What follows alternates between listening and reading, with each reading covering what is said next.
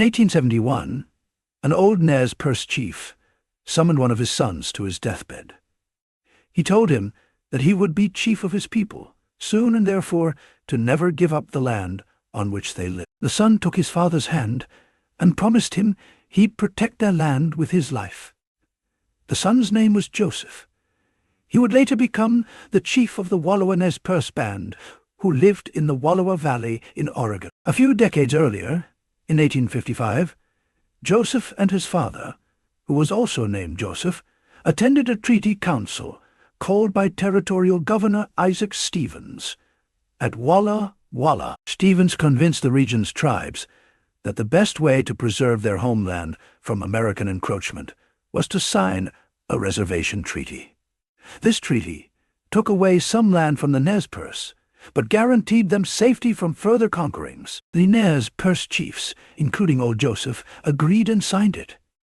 However, in the 1860s, gold was discovered on the reservation. Miners poured in, and in 1863, the U.S. government offered a new treaty attempting to reduce the reservation to less than 1/4 of its previous size. Those bands, whose homes already laid within the boundaries of the new reservation, agreed, and a chief named Lawyer signed the treaty. But the other chiefs, representing about 2/3 of the tribe, protested and withdrew from the council without signing it. Old Chief Joseph was among the ones who refused. His refusal to sign the Treaty of 1863 clouded the issue of ownership. And though the government announced that Lawyer and the chiefs who had signed had spoken for the whole tribe, binding all Nez Perce to the new reservation, no immediate attempt was made to drive old Josephs from the Wallowa Valley. In August 1871, old Joseph died, and young Joseph became chief of the Wallowa Nez Perce band.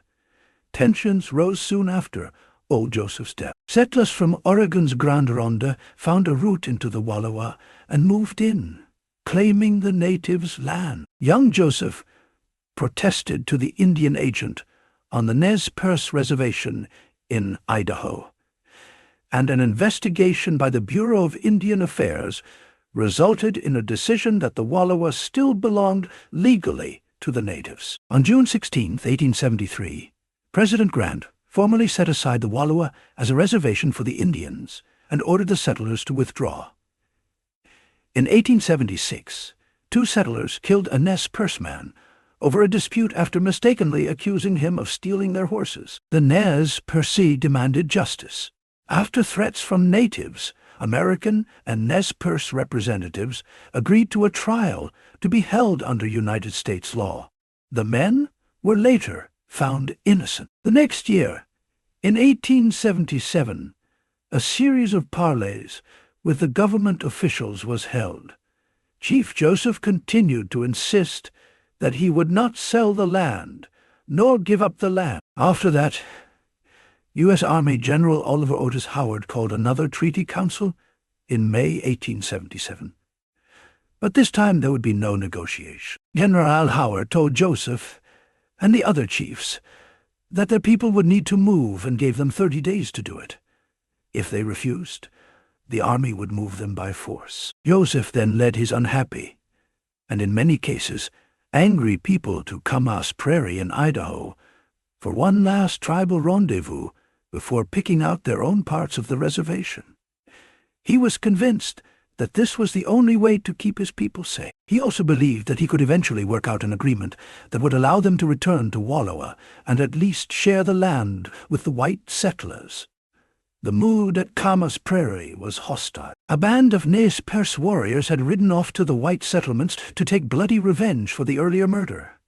Without Joseph's knowledge, they killed 18 settlers. Joseph and the other chiefs concluded that the only way to avoid all-out war was to leave their country altogether, head over Lolo Pass into Montana, and buy some time among the friendly Flathead people in the Buffalo Country. Then they departed to a hiding place farther south in Whitebird Canyon. Meanwhile, General Howard found out about the massacre and sent 90 troopers and 4 officers under Captain David Perry and Captain Joel Trimble to round up the hostiles and force them onto the reservation. 11 civilian volunteers and 12 treaty-supporting Nez Perces accompanied the troops, and after a rapid 2 days' march of almost 80 miles, they learned of the Nez Perce camp in Whitebird Canyon and prepared to attack it early the following morning. The Nez Perce counted about 600 people, 200 warriors, with the rest being women and children.